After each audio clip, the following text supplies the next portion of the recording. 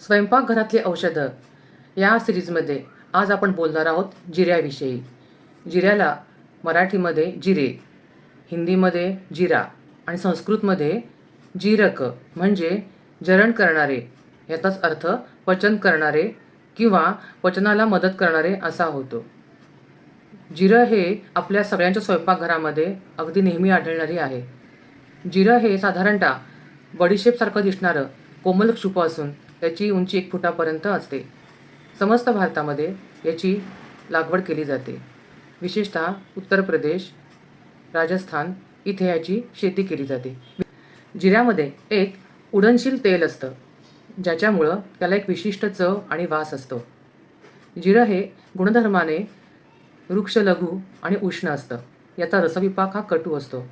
त्याच्यामुळं हे पित्तवर्धन करतं, परंतु कफवातजन्य रोगांमध्ये हे प्रयुक्त असतं. कफवातशामक असतं. जिऱ्याचा बाह्यलेप हा लेखनकर्म करणारा आणि सूज आणि वेदनाहरण करणारा असतो. जिऱ्याचा बाह्यलेप हा काही त्वचा रोगांवरती बाह्यलेपासाठी वापरला जातो. तसंच मूळव्याध आणि विंचूदंशावर देखील जिऱ्याचा बाह्यलेप केला जातो. जिऱ्यामध्ये पचनाचे गुण.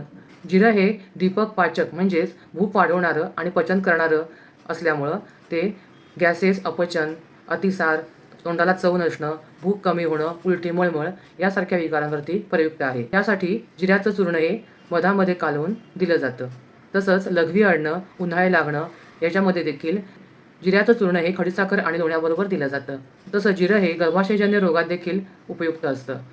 बाळंतिणीसाठी, उत्तम दूध येण्यासाठी तसेच बाळंतपणानंतर देखील जिऱ्याचा प्रयोग केला जातो. जिरं हे कटुपौष्टिक आहे, त्यामुळे अल्प प्रमाणात शक्तिवर्धनासाठी देखील जिऱ्याचा उपयोग केला जातो. जिऱ्याची औषधी मात्रा 3 ते 6 ग्रॅम आहे. जिऱ्याचे अनेक औषधी कल्प उपलब्ध आहेत, जसे की जिरकाद्य रिष्ट, जिरकादी चूर्ण, जिरकादी मोदक, जिरकादी तेल इत्यादी.